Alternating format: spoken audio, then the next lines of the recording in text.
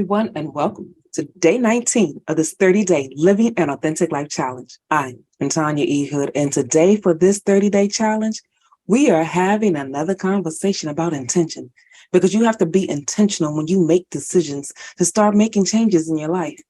A lot of us don't pay enough attention to that fact, and we often lose track of what's going on because it takes being intentional to make the adjustments necessary. It's not easy when you find opposition coming when you make those choices, but intention will help you get it there. And here's something else that I know that sustained me through the process: asking heaven to intervene on my behalf. You see, I know that a lot of people think that if you're asking heaven to intervene on your behalf, that you may be so heavenly minded that you are no earthly good. Well, there are also those individuals that are so grounded in what's happening in the world that they don't even think that heaven can help them in the process.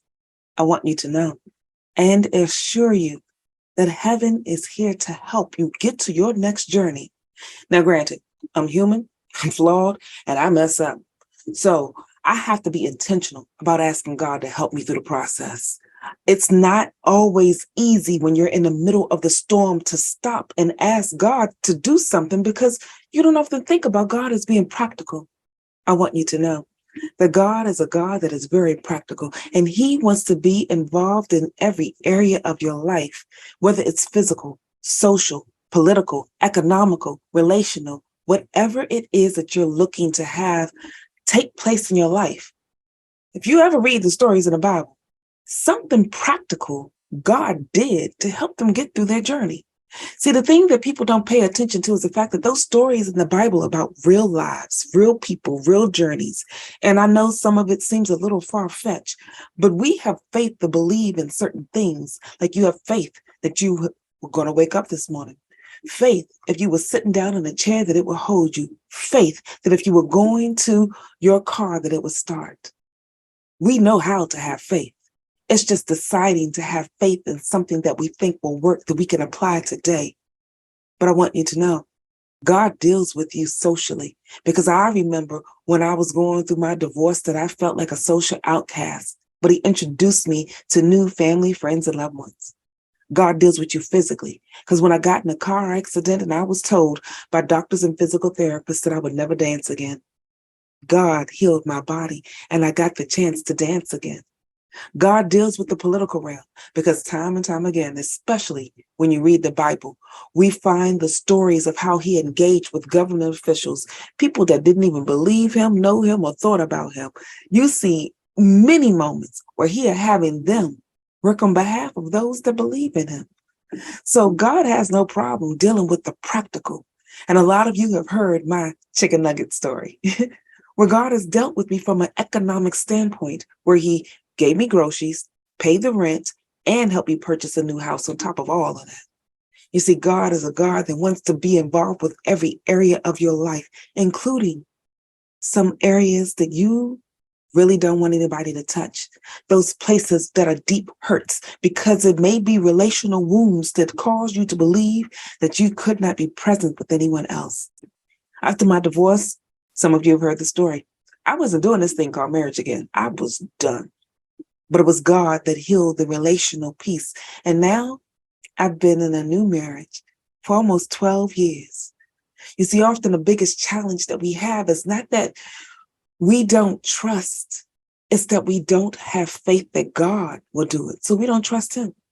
And if you want to know if God is real, here's the thing. It takes a bold person to stand in faith to decide to let a God they can't see, a God that a lot of people in this day and age are making you believe that because there's so much chaos, so much that's raining, so much that doesn't look like, if you're not actually physically doing it to get yourself to a better position, that it won't get done.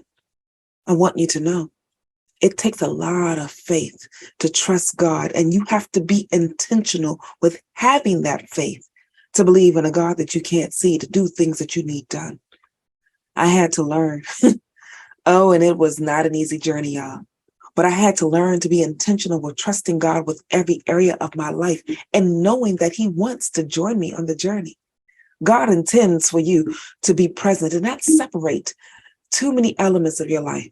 There are those that believe in God that separate their life from who they are as a Christian from what they do in the secular realm.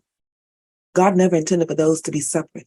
He intended for you to bring your faith into that environment. He intended for you to let him be involved politically, physically, socially, economically, and relationally. And he wants to do it with you. So you don't have to do it alone. So be intentional about inviting heaven to intervene on your behalf. Because here's the thing.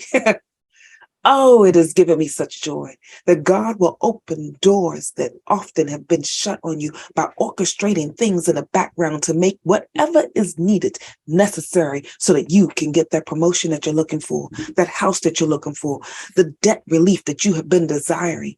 How do I know? Because I have been a physical manifestation of all of those things when I was intentional with inviting God in.